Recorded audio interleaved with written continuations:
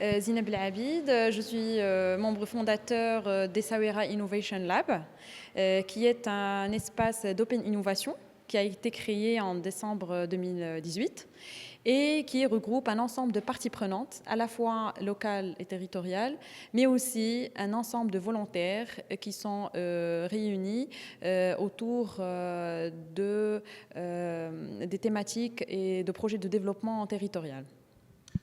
Vous essayez un petit peu de créer un écosystème pour l'innovation sociale. Qui sont, à votre avis, les acteurs clés de cet écosystème?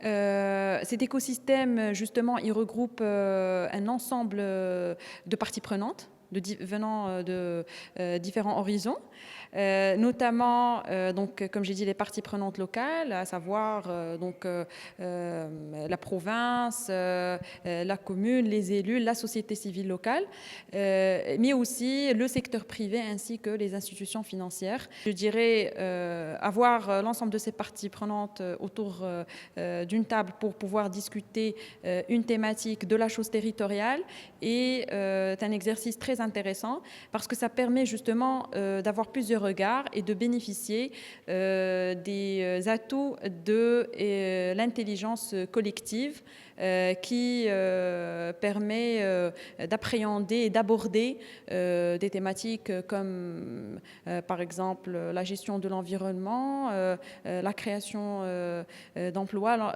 l'entrepreneuriat ou l'activité touristique ou artisanale au niveau territorial et de l'avoir de différents angles. Donc, ces espaces d'échange et d'intelligence collective permettent de créer justement la synergie et les synergies nécessaires pour faire avancer les choses.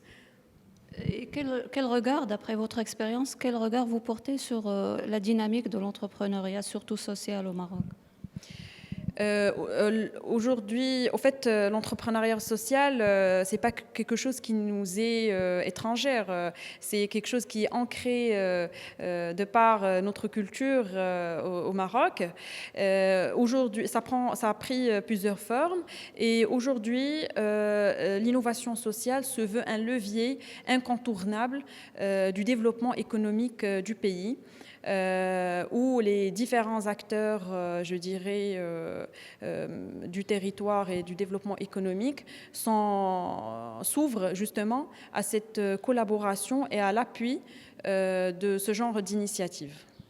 Et à votre avis, comment est-ce qu'on peut créer des entreprises citoyennes au service de la prospérité, thème justement des États généraux de cette année? Dans l'entreprise, on